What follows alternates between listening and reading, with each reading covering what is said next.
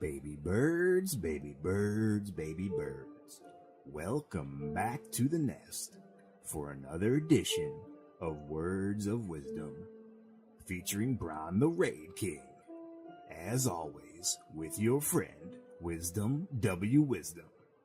Reach out to Words of Wisdom through the Twitterverse at Words from Wisdom. That's at Words from Wisdom. And now, everyone's favorite host, baby birds, welcome, Wisdom W. Wisdom. Well, that's what we have for production around these parts, huh? We just got that new budget. We got some new action going on. And that's what we lead with, is that's the best that we can do. You know, I could do better than that. I mean, don't you just rather hear my voice talking than that? Oh, that's all right. I guess we a little Mickey Mouse, but that's okay.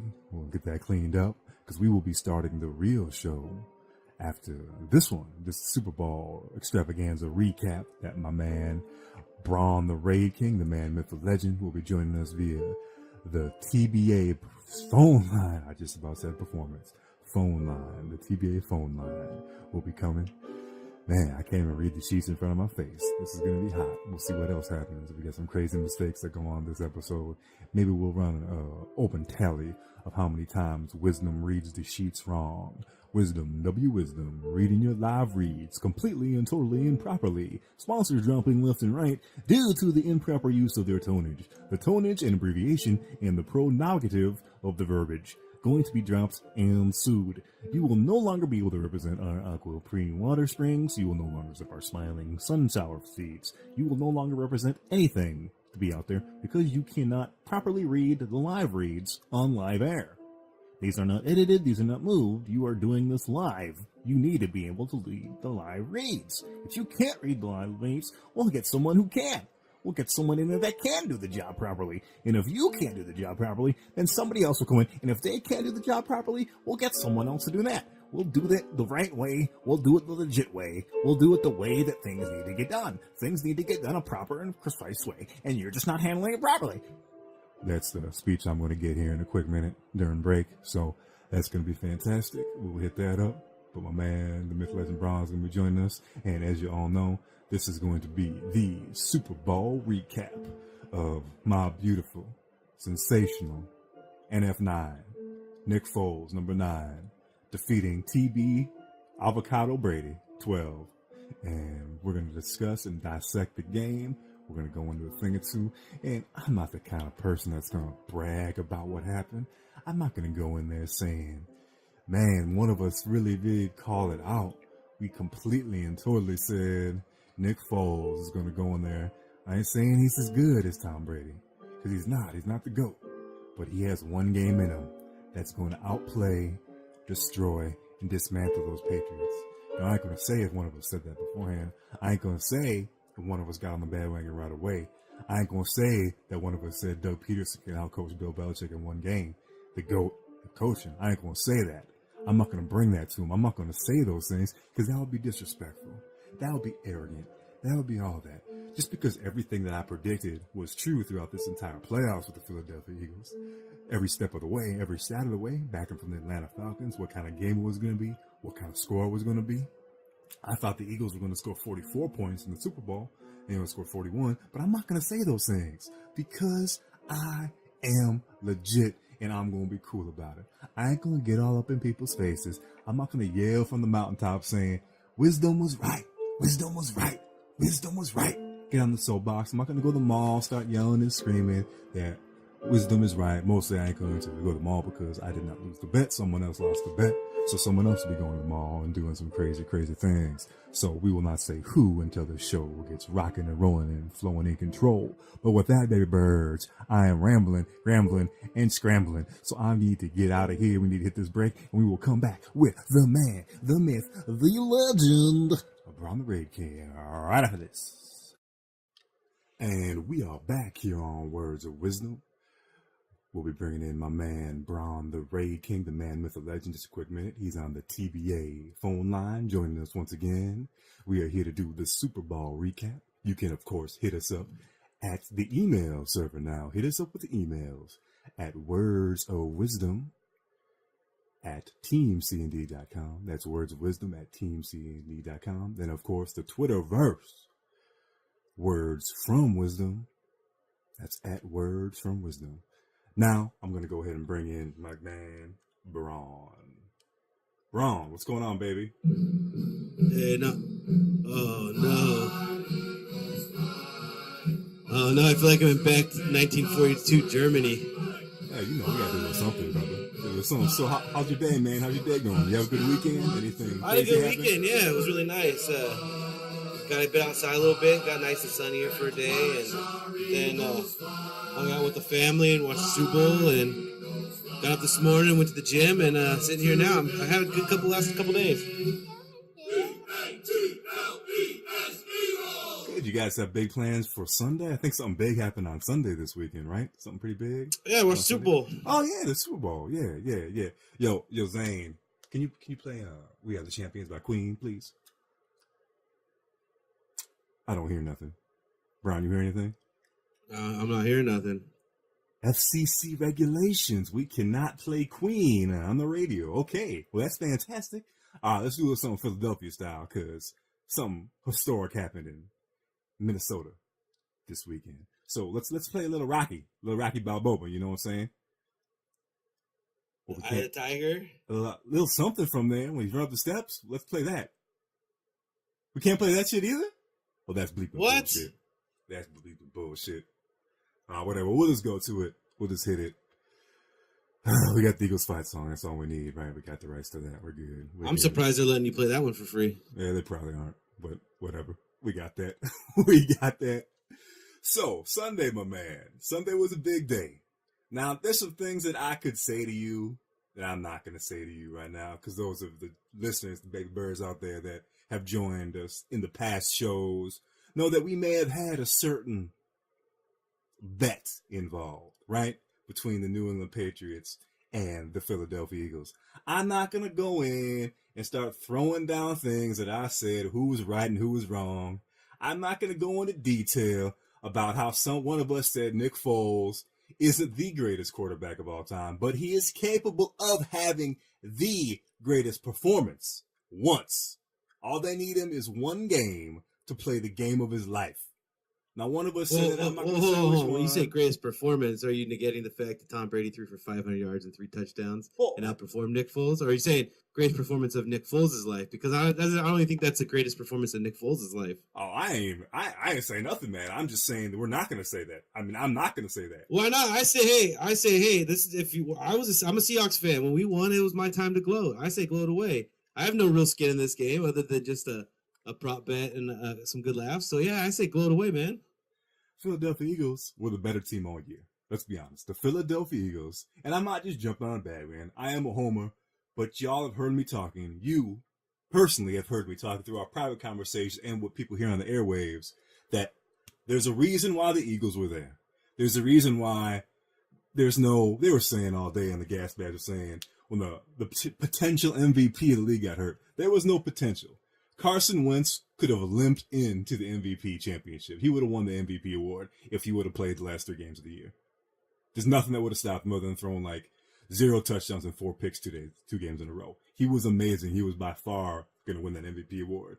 They have a stacked offensive line. They have a stacked defensive line. Their defensive backs are their weakest link, but they have an all-pro safety in Malcolm Jenkins.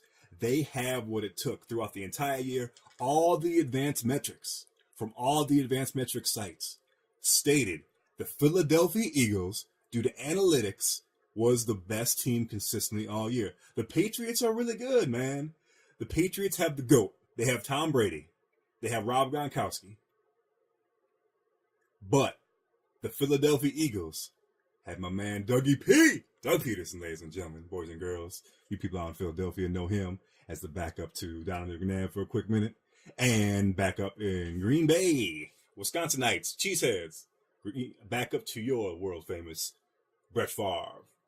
I believe he also backed up Marino. Did he? He might have. Yeah, I'm almost pretty sure of that. Yeah, but this was just a fantastic game. So let's get off this little soapbox for a quick minute. Let's actually go into the game. So, BraHn, my man, how do you feel, brother? I feel good. It was a good game. I think right now we're being spoiled with good games in the Super Bowl. The last two have been really, really good. You know, probably considered two of the top 10 possible Super Bowls as far as just viewership back and forth, edge of your seat, lots of good plays. But yeah, trust me, I'm all. I know a lot about Doug Peterson. He's a Washington boy. Came up from a small little town called Ferndale. So we here in Washington know much about Doug Peterson, and I'm happy for him. The guy is a great young genius mind. I like the guys that come out and they put a little bit more innovation into their offense, and they don't go by the same old book. And that they looked really good out there. I was even at the point. There was one, I think, I can't remember what drive it was. It was a Patriots drive, I think, where I was even saying that the Patriots were getting a few extra calls going their way. But then you'd see the same thing. I think the refs, for the most part, let the guys play. And it was a good game. I mean, man, I'll tell you what, I don't think Gabe turned that game off early no matter what the time was until it hit 0-0, because that final drive was one of those ones where it was either going to be a great moment for Philadelphia or one of the greatest single drives in Super Bowl history. Well, let me ask you this real quick, since we're talking about the officiating a little bit. What I heard this. Now, this is kind of ridiculous, and I don't want to even actually repeat this.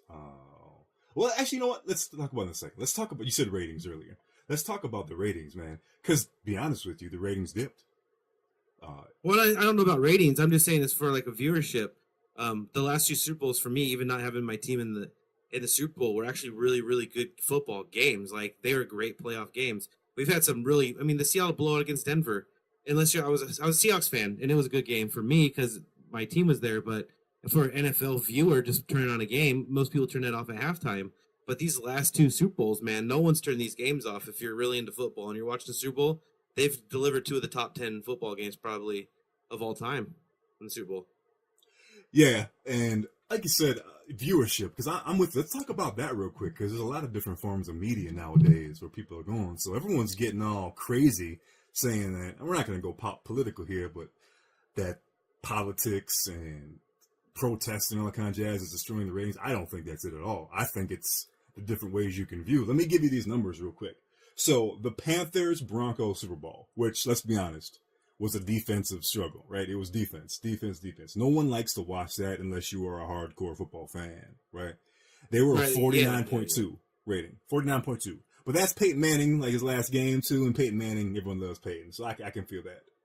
Now, the Falcons, Pats game, was a 48.8 rating, which is a huge number, too, but it's a little bit less than the Peyton ball, but pretty close. And that game, let's be honest, was horse crap till, halfway through the third quarter? Right. And then you got the Eagles game, which is arguably, for me, it was the most entertaining game I've ever seen. A playoff game. Oh, come on, man. That Steelers Cardinals game? Santonio Holmes touchdown the corner, James Harrison running down 99 yards to get Larry Fitzgerald. Yeah, maybe this is recency. Oh man, come on! That game was that. Might be a little bit recency. This game was over unless Tom Brady put together the most magical last quarter drive ever. Some of these other Super Bowls, the overtime against the Falcons, the 28 comeback. I mean, I get the homer aspect of it, but man, that Cardinals Steelers game, to me, may be the greatest Super Bowl game of all time. Yeah, I'll give you that one. But the other ones, I mean, you listen to all these gas bags talk about it, too. They're saying this is one of the greatest games of all time. And I'll go with the Super Bowl. Behind that Steelers-Cardinals game, I would say this one is. And I think the reason why it is because of the greatness of the Patriots. Tom Brady was on the heels of NF9 the entire game, right? So the Eagles were out in front most of the game, and Brady, TB12, was trying to bring them all the way back. And they were right behind him the entire game, which adds some suspense and some aggression and draws you in really good, right? Now, if it was the other way around and the Eagles were chasing on Tom Brady's heels, I don't think it would have been anywhere near as exciting, right? What do you think about that? I think the most exciting about this game was how many punts were there. Although Patriot didn't punt at all, right? No, there's one punt in that game. You don't even see an NFL regular season game usually have one punt, but to talk about a playoff game against one. Okay, here's how I like about it. Patriots were considered an offense with a lesser defense, but the defense was still in the top 5. The Eagles came in as a top defense with the offense that was probably considered in the top 5, but behind the defense. And what you got basically was a big shootout where the defenses didn't even matter, except for the Patriots on one real good play on an interception that was bounced around. And then the Eagles coming up big with the Brandon Graham finally showing up with that strip sack. Like, It wasn't even about the defenses in this game. You want to talk about the old moniker defense wins championships? Last night, I think it proved that offenses will carry the day. The defenses just have to do enough to stay in there, no matter how great they are. No, I'm with you. That was, I believe they set every offensive record of any game, not just playoff game, but of the regular season. The most yards. The most yards by one team was the Patriots. The most yards total by both teams. The least amount of turnovers, I believe, least amount of punts, least amount of all that stuff for a playoff game with that high scoring. It was insane. They went through a list of 10 or 12 records that these cats had, and it was pretty, jaw-dropping, you know what I'm saying, jaw-dropping. It was like arena football. Yeah, it was so exciting, man. And I think maybe we're a little jaded because people are always saying how bad the product was this year of the NFL, right? And then we get this. We get this beauty. You get TB12 trying to get after NF9, and it was just a thing of beauty. And what about those passes? Let's talk about aggression real quick. I know we're kind of jumping around here, baby bears, but we's excited today up in here. And let's talk about, like, aggression. What do they always say is the one thing that can kill Bill Belichick, can beat him? Because Bill's probably the most aggressive coach I've ever seen. And you talk about the more aggressive you are, the more first downs you get. I mean, the Eagles are great on third down. You keep that ball going, and you keep Tom Brady off the field. You're just limiting the chances that he has, that the Bill Belichick has. That you just got to keep them off the field, and that's what they did a really good job of. There was one suspect drive, I think, in the fourth quarter, where I think Doug Peterson could have possibly done a little bit better job of keeping Tom Brady off the field, but it still ended up working out for them. The aggression was there the whole time. I like the fact that they both did trick plays to the quarterback. Tom Brady was a fingertip away from getting his, and Nick Foles pulled his off. I think by looking at those two plays, though, how they were set up, I love the way that Eagles put Nick Foles almost as like a tight end line blocker, and then he just kind of sat there for a second and then leaked out. I think that was a better designed play, what they were attempting to do, but I do believe the Patriots was probably set up more for a deeper Let's stop right there real quick. Let's stop right there and let's hit that point. Let's talk about Doug Peterson. Look at the elephant trunk on that cat, man. He's hasn't the gumshoe, the motion. Man, what he did, the play calls. Who does that on a 4th and 1 when you have the best offensive line in football? You got a battering ram in LeGarrette Blount that all he wants to do is destroy the Patriots, right? And he throws a pass with his backup quarterback as the receiver and his third-string tight end as the quarterback. Now, Trey Burton played quarterback at Florida, but still, man, that takes some elephant trunk, man. That's a huge elephant trunk that cat's got. Well, it's an elephant trunk because it succeeds. Every time it doesn't succeed, it's a dumb move. And that's kind of, if you look at baseball, it's the same thing when they pull the pitcher. If you pull Pedro Martinez and they win the game still, it's a brilliant move. But you pull Pedro Martinez and then your bullpen gives up 3 runs, you're a dumb manager. So I think that it's always good to be aggressive against the Patriots. I think that the Patriots have now shown that they have a weakness against the NFC East. If you think about it, 3 games, all of the 3 Patriot losses have come from the NFC East now. And that could just be an interesting little fact you see down the road. But, the aggression's how you beat them. You have to keep – the aggression allows you to keep driving the ball. If you're executing your plans well, you're keeping Tom Brady off the field. The defense for the Patriots hasn't been considered the great strength since back when Tom Brady was originally a rookie and young in the league, when they had that great defense, and then he was basically the gift that they got, kind of like Nick Foles and Carson Wentz here. But this is the beauty of a championship team. I mean, we witnessed it in Seattle. Is now you got to learn how to pay these guys and what guys you keep. I think it's a real interesting offseason if you think about the fact that they have to get rid of Nick Foles in my eyes, because his value is never higher unless you're thinking Carson Wentz is not the future. And then you look at you look over at Minnesota, and they got 3 guys that are going to be free agents. And I think you're going to see a lot of quarterbacks hit the market that would probably be starting that end up going to be backups again. And who knows, maybe we're going to start seeing this little formula play out more, where the backup quarterback gets to be the hero. Well, we'll talk a little more about that when we come back for break, because I want to dive into that Carson Wentz, Nick Foles situation that you're going to roll into now. I want to get your opinions kind of deeper into put yourself as Carson on the sideline and that kind of stuff. But let's talk with the listeners real quick. Let's holler at the listeners, all the baby birds, because we're doing some really new, cool things with Words of Wisdom featuring BraHn The Raid King.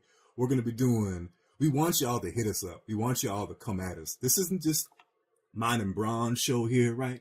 This is all of our shows. This is all the listeners, all the baby birds out there in the world. We want you all to come at us and bring us, judge our segments. If you dig something, that's all good. If you don't dig something, let us know. We're going to do all sorts of different crazy stuff. We want you to hit us up at Words from Wisdom, at Words from Wisdom in the Twitterverse, but also hit the email verse too. Words of Wisdom at teamcnd.com. That's Words of Wisdom at teamcnd.com. And we're looking for a few things, kind of give you an idea of what we're doing. We're going to do all sorts of crazy segments, right? We're going to have interaction with y'all. We're going to do stuff.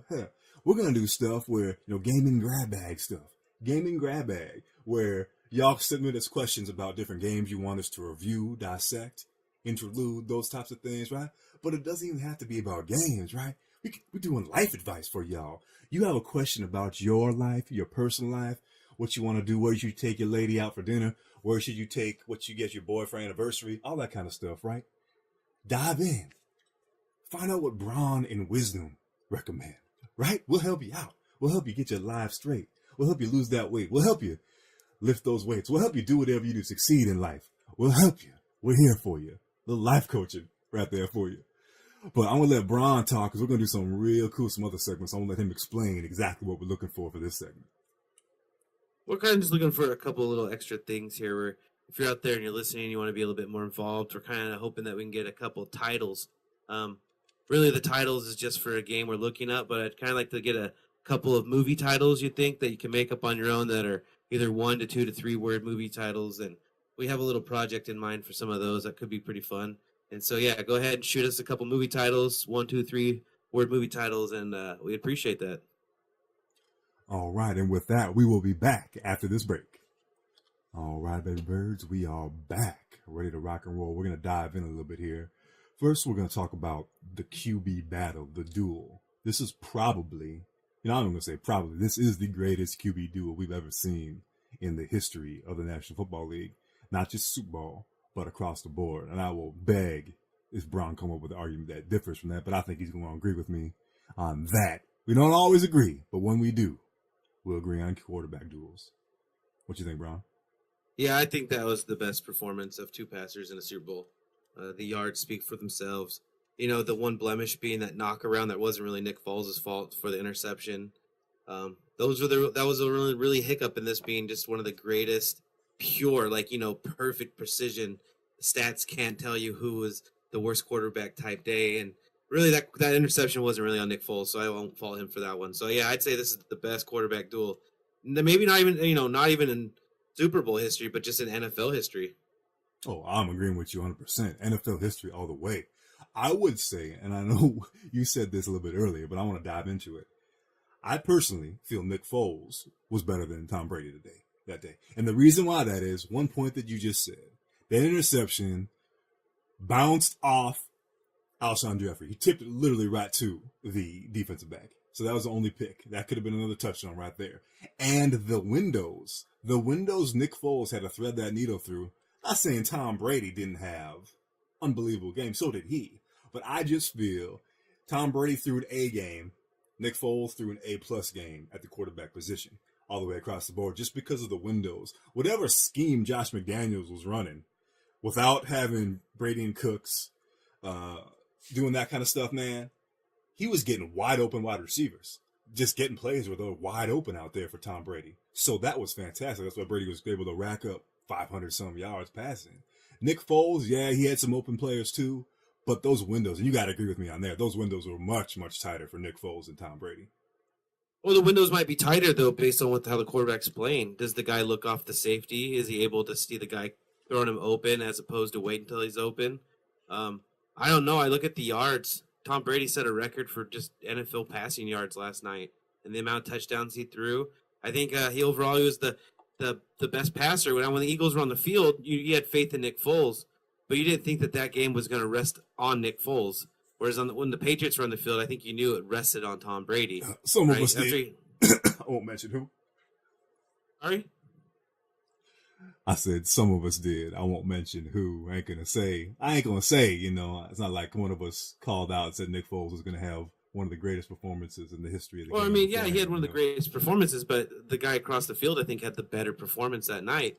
I think the Eagles benefited from having a better running game. I think the Eagles benefited from converting third downs more. Yeah, Nick Foles took more shots probably downfield and hit guys, but he had the better receivers on the ends at some point during that game. You know, Alshon Jeffrey disappeared in the second half, and Aguilar took over, which was a great transition. And then Ertz showed up when it mattered. Gronk was great in the second half. You know, Amendola is just going to be great the entire time, just like he was. Brandon Cooks was doing well until he got knocked out. And that hit was, I mean, I was telling my wife as we were watching that, you can't make that many cuts around on the field and then not check see what's going on, because somebody's going to collapse on you and hit you on that blind side. That's what happened to him. I think Tom Brady any given point during that game, you knew it was going to rest on Tom Brady. The Eagles had the benefit of the running game working so well. LeGarrette Blount was pounding it in, the touchdown. I just think, you just looked at the run game and you knew that the Eagles could possibly at any moment just bust the run open, take it to the house, and then the game's over. So I don't know if the pressure really was on Nick Foles the entire time. I definitely felt like the pressure was on Tom Brady. But then again, the guy's trying to go for a sixth ring. Nick Foles is playing basically for a championship now and a great contract in the future. Well, yeah, that's a big reason to play for, right? I mean, that's a lot of pressure. Heck yeah. NF9, put on NF5. I want to talk about, you're right, Alshon Jeffries. Alshon Jeffries was unstoppable. He looked like T.O. Randy Moss out there the first, half or so. I don't know. Those guys caught on their feet, not in the air, falling down to the ground. That's it. I'll give you that. He looked really good, but the Patriots didn't have Stephon Gilmore on him the first quarter and halfway through the second. And I don't know if you knew this, but those cats played football together in college. They played college together, so they were really good friends. And they had never played against each other in their professional career, and this was the first matchup. And he didn't even get to cover him in the beginning. And in the beginning, Alshon completely destroyed New England secondary. So at least they made the adjustment and put Gilmore on him. But who was Gilmore covering in the first quarter? I didn't even notice. Who was he covering? He had to have been on Aguilar then. But you got to remember, the Patriots, for some reason, didn't even let Malcolm Butler play. He was crying on the sidelines before the game. He did or something. They lost faith in him. And the guy's been the hero of the last two Super Bowls for them. So, I don't know what you're doing. They basically gifted the Eagles a little bit of advantage there, I think, that they put a rookie in to play opposite of Stephon Gilmore. All right, so this is something that I'm going to drop. Now, this is not, I have sources. I ain't going to name those sources. I got some sources around the area that have said a few things whispered into my ears, you know what I'm saying? So I got to drop this first. I don't know if it's true. We'll find this out. Unhinged opinion. It's time to go unhinged. Throwing out your unhinged opinion. Now, as our listeners know, with that drop, that means that we can say whatever we want without any repercussions. So what I'm going to say to you, BraHn, are you ready for this, BraHn? Are you ready for what the inside information is on why Malcolm Butler did not play?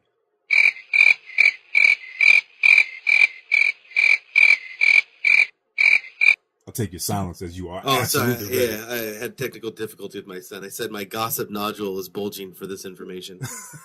Whoa. All right, baby, for sure. The word is on the street that Malcolm Butler hit on Giselle, and TB12 was having none of that. And we all know that Giselle is running the Patriots. Okay? We know that. That's what the word people be saying, that Giselle runs the New England Patriots. She runs it. The decisions are actually hers, not Bill Belichick's. Tom Brady's a pawn in the world of Giselle. I don't know. I mean, that could be very well true, but I don't know. That makes no sense. Why would he wait till this point to start hitting? It's not like he hasn't been at a Super Bowl with her before. You got to build that confidence level. Let me tell you this. How many cats are at the club and they see that beautiful girl across the way? She's your dream girl. She's everything you've ever wanted. And you go up and you just can't say anything. You're just stuttering around and you're falling over, slipping. And you're just too scared to even make the approach. That's 9 out of 10 dudes, man. I mean, I guess. I don't know at this level. if you're gonna walk up to the supermodel wife of an NFL football player that you've been a teammate of for 4 years and proceeded. I mean, this isn't the NBA. That's not LeBron's mom. That's a little bit different. That was the Lady West, right? The Lady West. Oh man, that was. I have to say, I don't really follow the NBA as much, but I have to agree that got me a little bit more interested with the NBA, just because that's scandalous as shit, man. Like, I never would have imagined it, and then the repercussions after that, it had to be true. All of that had to be true. He never played a game again. He was out of the league, blacklisted. Excommunicated, right? I hope it was worth it. I hope that was worth it. Oh, yeah, for sure. But let's get back to the Eagles game, and let's talk about basically the end of the game. Let's talk about that final drive. That was impressive. Be honest with you, I'm an Eagles fan. I'm sitting there, I'm listening. I got all these people in group texting me and all these things happening. And TB12 takes the lead, 33-32. Every Eagles fan that I know started saying, we just lost the game. We just lost. Because how many times have we seen TB12 come back? Pretty much all of his Super Bowls he's done that, right? He's come back and scored the last points. All that kind of stuff. Yeah. I think they showed the stat during the game that he's had 11 playoff come from behind victories, and 5 of them were in Super Bowls. And if you think about it, he's had 5 Super Bowls. So every single Super Bowl he's won, he had to come back from. Yeah, and seeing that just terrified me. With, 8 minutes left in the game, scores 33-32, Patriots, and wow, that was scary. And that's just when I just went back, I laid back, I relaxed, I put my hands together. I put one hand over the other, tilted it towards my chest, laid back, put the left foot over the right. And when I say that, that is what stands to communicate directly to your subconscious. And I just told myself, don't you worry, baby bird. You got NF9 up in there. You said NF9 was going to have the greatest performance in NFL history. He had one game in him. He had one majestic game. This is going to be the true miracle in Minneapolis, in Minnesota, in the frozen world, outside, indoors. This is going to be it. This is how we're going to hit it. You got nothing to worry about it. You don't even need one game. You need one last series. And NF9 delivered. NF9 delivered. No, he looked good. He looked real good. I figured by that point you're gonna rest back and start blaming the kicker for missing that extra point. Which time? I mean, you got kicker as field goal misses. I've never seen. No, I'm saying the Eagles when it was the Patriots went up 33-32. How as a fan you could be like, that son of a bitch kicker missed that extra point. It'd be a tie game right now. Yeah, but you can also go with didn't the Patriots miss like a 35-yard field goal? Yeah, they missed a field goal and an extra point. They dropped 4 points on the board there. So yeah, both kickers were pretty bad at points, but then Jake. That was just a microcosm of the NFL this year. Kickers were horrible this year across the board. Yeah, but Elliott, my man Elliott, the rookie, made him when they counted. He hit that clutch 46-yard field goal. That was impressive. Yep. So that was a good outing right there. That was fantastic. No, when I saw Gronk lumbering to the end zone and that ball was right there, I was like, if the Patriots, because part of me just I was conflicted. I've always been conflicted during these games of the Patriots because as a fan, I love seeing greatness, and what's greater than seeing the greatest ever become greatest ever? He already is, but to cement it with a 6-1. But at the same time, when that ball was in the air and the Eagles were going to defend, I was like, if this is one of those moments where if God really loves the Patriots, he's just gonna screw fans over one more time with Tom Brady connecting on some bullshit bounce around pass in the end zone, and it goes into overtime, and then of course no one expects the Eagles to win if it's overtime at that point because Tom Brady doesn't lose after plays like that. So yeah, I was a little bit of me was glad that ball hit the ground and Amendola jumped for the ball that was bouncing already because. I mean, the fate can only be cruel so many times to us NFL fans and allow the Patriots just to snatch the victory away. Yeah, it was. I was holding my breath. I held my breath that entire fourth quarter, and it was tough, man. That's a long time. I ain't that good shape no more with the medical issues. You sound pretty good for a guy that held his breath for a good 45 minutes. I can't believe it. You get in that meditative stance, man, like Jedi trance, and you're good to go, baby. You're good to go. But no, it was scary. because we've been so close before. We were so close last time. If you remember back in 05, when we all just little baby birds, the 21-24 loss the Eagles had before, when McNabb got picked off at the end, that wasn't McNabb's fault. That ball went right through the hands of, I believe, Kevin Curtis, directly through his hands. He jumped up. The ball went right through, hit his hands, got tipped, and the Patriots intercepted it. But they were driving down the field trying to get in field goal range, and they were almost there. That pass completion would have put them real close to field goal range, and they still had bleeped until they had a timeout on the board. So I was scared. TB12, and not as scared as I would be with Aaron Rodgers right there, Mr. Miracle throwing Hail Mary man himself. But whew, this was a good finish. This is how you should win your Super Bowl. This like if the Seahawks Super Bowl to me was, yeah, you won it, but that scored was not a good game. I love the games that come down. If you win just a drawn out battle like that, that's an even better Super Bowl win in my eyes. And yeah, great. I mean, Philly didn't have to go burn the city down afterwards, but we kind of all expected that, right? Let me ask you this too, since we're talking about quarterbacks a little bit. I just brought up down McNabb. How do you think my man D Mac, Randall the man Cunningham, Jaws, Ron Jaworski, man, even Michael Vick? How do you think these guys feel? They feel very special and blessed playing for the Eagles, right? But how do you think they feel watching Nick Foles? Let's put Carson Wentz in there too. How do you think all those guys feel watching Nick Foles throw the greatest game of all time? Some backup guy.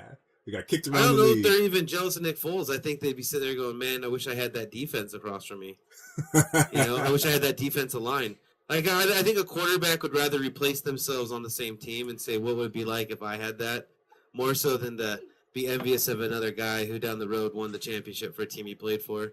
I think that's more how they look at it. But, those guys are all great. I mean, you almost named them in order. I'd probably go D-Mac. I'd go Cunningham. I don't know, man. Donovan McNabb was just so iconic during my childhood. I go love McNabb watching first. him play. I go McNabb first. At the time, I'd probably consider. I mean, when he went to the Redskins, I was upset because I was like, the guy's an Eagle, right? And I don't want to see him. I don't think he's gonna do well when those guys leave and they don't do as well at the end. But yeah, McNabb and Cunningham, man, those are two of the greats growing up that I used to love watching. And Michael Vick to a lesser extent because I think he started all his better days probably at quarterback were in Philadelphia. The excitement level was when he was with the Falcons. And I don't really remember Jaws much. I think he was before my time. But I think Nick Foles, I think he put himself in the conversation for great Eagle performances and if not great Eagles quarterbacks, I don't know if one game can make you an all-time great, but it'll definitely make you a legend in your own fan base. All right, and before we get out of here, I want to ask you about something we touched on earlier. Quarterbacks, Carson Wentz, Nick Foles. I want to put you and your GM cap on. What are you doing with those guys? And why are you doing it? Well, you got to trade Nick Foles. The commodities, too. I mean, if you run into another situation where Carson Wentz goes down and you have to rely on Nick Foles, then you're probably not going to rely on Carson Wentz for a long time, for a long period anyway. You're probably going to start looking else. No matter how good he is, if you can't play, stay healthy. You got to trade Nick Foles now, coming off a Super Bowl win like this as a backup. It's too big of a chip just to keep. Maybe you get a second rounder. Maybe you could probably a first rounder from somebody in the future, or maybe not this year. I just don't see how you're going to be able to pay him, too. So I think you got to trade him if you have the contract, and you just got to go on from there. Get Carson Wentz, probably just another veteran backup who you feel can run the offense the same. If they're able to somehow sign Nick Foles and he wants to stay there, then how do you say no if you can fit under the cap? What do you think of this? I've heard this being tossed around. Now, I don't think it's feasible from either side. I don't think either one will do it. I think the Browns won't do it just because they'll look ridiculous because these the picks that they gave away, they traded this dude pretty much to the Eagles already. Carson Wentz to the Browns for the first and fourth pick overall. You'll never get it just because Carson Wentz hasn't stepped back on the football field yet, in a pro-style ability. I don't think any team trades for a guy 2 first-rounders at the top of the draft before the guy is even supposed to be back on the football field practicing. So I couldn't see that. They do have high-end second-round picks, though. I could see them dealing for Nick Foles for that second round pick if they felt like maybe they want to go Barkley with the first overall pick and then maybe grab a defender or somebody else decides a quarterback with the fourth pick. But yeah, I don't see any way the Browns trade for Nick Foles with the first and the fourth. I think that's real Maddenish. But at the same time, do you really want Nick Foles? You know, he's going to demand a high-end contract. He's already been in the league for 8 years. So if you're going to roll with that guy, then you got to be prepared to see what happens if somehow he breaks down. Yeah, well, the nice thing is only on the books for $7 million next year, and then you get to make your decision if you're going to franchise him or if you're going to pay the man. But he had a historic playoff run. It was pretty impressive. Very, very impressive. Yeah, I just don't see him being an Eagle. I think his value is going to be too high. Teams will look at that contract, and you know, this is the prime opportunity for Nick Foles. You get traded, you get assigned that contract extension that usually comes with the trade. And Nick Foles will be making money starting for somebody. And right now, there's a lot of quality jobs out there. That there's going to be a lot of quarterbacks on the market. So if there's a team that thinks that Nick Foles is the one, they're going to have to trade for him before some of these other quarterbacks get snatched up because they'd have to have a fallback plan. So I see Nick Foles getting traded probably pretty early, definitely before the draft, if not at the draft, and especially if he can get an extension on his contract. Yeah, I'm going to go with this road. I don't think, I'm with you with trading, but I think they have to trade him. You cannot have those two guys on the roster together. Because what happens if Carson comes back and he starts slow? I'm looking at locker room possibly getting divided. You got the Super Bowl MVP. You got the guy that put it on his shoulders and played, let's be honest, he's played better than Carson ever had in the last couple games he's played. So that's short. I understand that, but it's pretty impressive. And you can't have a locker room start divided. They got to get Foles out of there. He has to go. Yeah, because it always becomes what the grass is green on the other side. So if Wentz doesn't do as well, then it's Nick Foles is the grass greener on the other side. And then what happens if Nick Foles comes in and somehow isn't able to stay up to the high level, and now you've basically shown that your young quarterback who was an MVP candidate before, who got benched now for a guy who's not able to play, and then you're going to go throw faith back in that guy and get him riled up to want to play? I don't know. I don't see it. Nick Foles is just going to have to go because the return the Eagles are going to get will be substantial. It clears up an issue in the locker room, like you stated, and it's just going to make them a better team because they're just going to have more capital put around Carson Wentz because that's the window right now. The window right now is that young quarterback on that rookie deal, just like the Seahawks, where you got to win now because eventually, once he gets paid, you got to take probably two of your favorite players on the team and take them off because the quarterback eats up that much salary now. Yeah, I would like to see what the Eagles do, get rid of Nick Foles and do the thing, because Doug Peterson and Andy Reid seem kind of cut from the same shell, except Doug sticks to the run and Andy doesn't. Doug, I think the Eagles should dish Foles, bring in another quarterback, and I think that quarterback should be kind of a risque. People say, I don't think he is, but people say Colin Kaepernick. Bring him in, basically get him rocking and rolling a little bit, and then dish him out for a high pick again. Just like Andy Reid did countless times with Kevin Cobb, A.J. Feely. No one even knows who A.J. Feely is. Andy Reid traded that kid to the Dolphins for a second-round pick. A.J. frickin' Feely. I mean, you kidding me? Yeah, but the difference is A.J. Feely never took a year off football, right? Ricky Williams took a year off football. Look how well it worked out for Ricky Williams. Well, look at football's one of those sports where if you're not working out full-time, I mean, Cap, I think Cap got a raw deal as far as I think Cap should have just stayed with the Niners. I think that was his best option. Well, regardless of what the situations were, I think Kaepernick should have stayed with the Niners. Because if you can't beat out whoever the Niners bring in for a starting job, then I don't know if you really want to play football or have the ability to play football right now. And I mean, when you're going to say that they'd probably bring in a guy, I thought maybe you're thinking maybe they try to poach one of those backups from Minneapolis and try to get lightning in a bottle from one of those guys. If Kaepernick can find the right team, I think he can succeed. But I just don't know if a guy that's been out of football for a year, who we haven't really been hearing about, who's been working out, staying in shape. I mean, I don't really have been really following Kaepernick news, but if he's been committed to staying in shape and he's really dedicated to football, then I don't see why he shouldn't at least get an invite. If I remember right, when he opted out of that contract, he wanted starters money to go start somewhere, and I think if you look at the situation, that was never verified right there. That was never verified. Well, people just assume. People assume. No, true. But at the same time, You're telling me that not one NFL team would even bring him into training camp? So I think he would have had offers, but I think Kaepernick was in the mind where if he wasn't going to get a solid opportunity to be the starting quarterback, he felt maybe he could do stuff in other parts of his life. I think he thought he could dedicate his energy to something else. And I mean, if you could flip that switch and come back, that's great. So I mean, I'd root for the guy because everybody likes the comeback story, but I've just never really seen great success from the quarterback position for a guy who wasn't having a lot of success. I mean, Michael Vick had a lot of success before he went into jail and then got back out and had to earn his way back into a roster spot.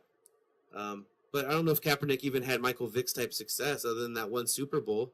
But then again, the Niners defense was just brutal. You know, that was a great Niners defense. I'm really just interested in seeing Kaepernick run Doug Peterson's offense with the RPOs. I think that's right up his alley. Those types of they only ran like 8 or 9 RPOs last night. Yeah, but he could run more. He could do all sorts of stuff. It'd be pretty wild seeing a cat in those types of offenses. I think the RPO works because it's a run pass option. I think you put Kaepernick back there, I think it becomes a pass run option. I think he's going to run it more than you're going to pass it. The threat of Nick Foles passing the ball or handing off, so he only threw it twice out of that. So you're handing off 7 times, or I think he ran it twice. What I'm getting at is if you have a guy who's more prone to keep the ball, then you're just running the run option. But the ability for a guy to deliver the pass, which is not the touch pass, which has not ever been Kaepernick's strong point, the guy can rifle it down the field and hit the guy on the deep route. But Kaepernick's never had that real good touch that you need to run the RPO. Because Nick Foles last night on some of the throws, they just have to be nice little touch passes on a slant route, you know?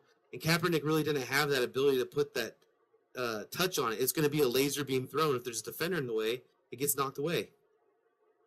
So, I mean, I could see how you could say the skill set, you know, the ability to run, but there's a lot of quarterbacks. Terrell Pryor probably could have run the RPO offense. So I don't know if Kaepernick... Well, let's not go with Terrell Pryor's got the same talent level as Colin Kaepernick. No, I'm saying, but their skill set's the same as far as they're more polished runner than they are a passer, right? And the RPO really works if you're a passer. You have to be able to make that pass to then get that defense to think that, okay, this guy can pass it. Because on the RPO, the line's blocking run. You know, they're blocking run, they're not blocking pass. So if you're going to pass it, you're not going to have as good of a pass defense or a pass set on your line. And so you got to be able to make that touch pass under pressure. And Kaepernick has never, in my eyes, I see the guy twice a year. I never remember him throwing quality touch passes under pressure.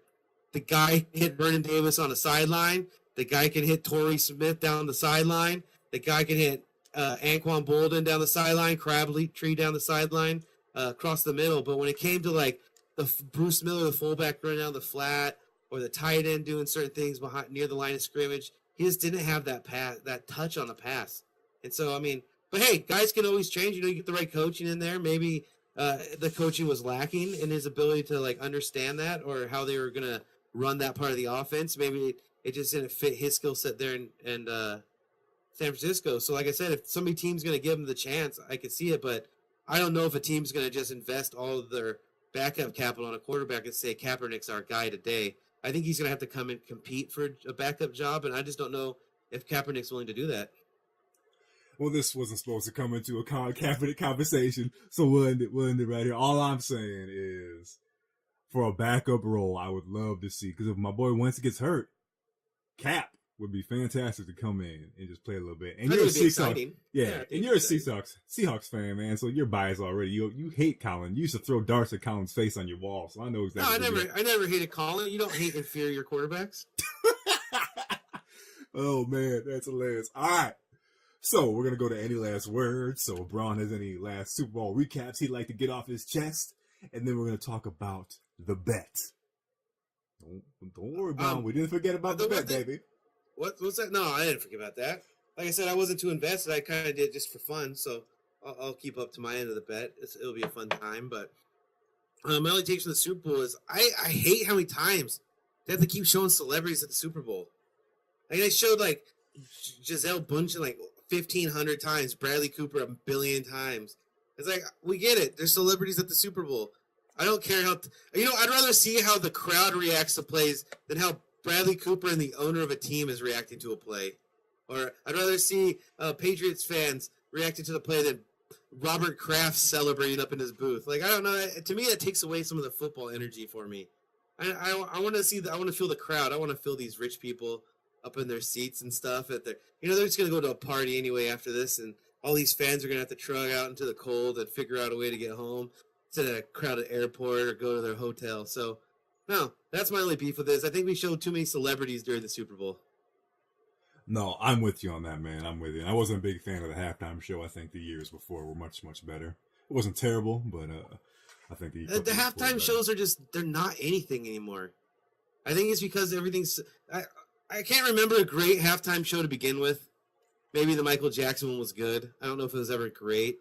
I think just the way music is created now and the way they pump it over the speakers as loud as they can, it just doesn't translate to the home audience. I bet in person, Super Bowl shows are fantastic, but I just don't think sitting at home a halftime show, they're not good. They're just not good anymore. All right, and with that recaps our Super Bowl. That is Words of Wisdom at Words from Wisdom in the Twitterverse. Hit us up. Words of Wisdom at Team CND. With the email, that's Words of Wisdom at Team CND. Can't read the screen. My eyes hurt. So good stuff. Good thing we're ending this bad boy. But BraHn, why don't we just go ahead and recap for the folks what you are going to be doing since the New England Patriots, your TB12 lost the Super Bowl. Well, I'm going to do the Eagles fight song, and I was going to do it at Walmart, but now I might just do a tour of my city. I think I'm going to mix it up a little bit, maybe do something fun. So, yeah, that'll be getting done. I'm going to shoot it. I don't know if I'm going to do it episodic like a movie or all at once, so I'm going to throw some ideas around. But, yeah, I'm going to be repping the Eagles for their Super Bowl win, and, yeah, it'll be fun. The cool thing is, if you did it right now, like today you went out there, people would probably understand it. But if you waited a month to do it, I think that'd be fantastic. I thought about it. I thought about the if I did it today, people would be like, "Oh, this guy's an Eagles fan. He's just excited." I think if I did it, you said next. I was thinking maybe it'd be fun around the draft. I could shoot it, but then release it during the draft, or maybe even not the preseason, but training camp. Just because I think people at that point, people are like, "Wow, this guy's still going on this thing. Damn, this guy's committed." So yeah, I'm gonna look at it, and I might even do a timeline. Maybe I'll do 3 different ones and merge them together. So yeah, I'm gonna throw some ideas around and figure out something fun. All right, I dig it. And with that, baby birds, we will be hitting the break, and when we come back, we'll be out of here. Baby birds, baby birds, baby birds, we are back, and we are going to send you out the same way we do every single week, with some words of wisdom from Wisdom W Wisdom. Remember, find us in the Twitterverse at Words from Wisdom. That's at Words from Wisdom. And stay in our emails.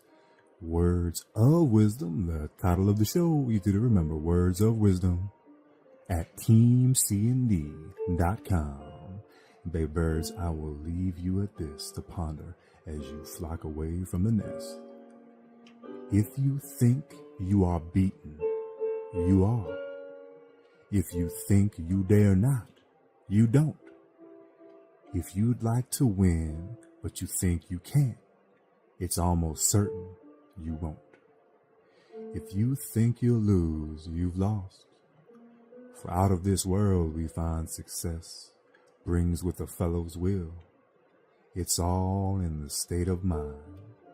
If you think you're outclassed, you are.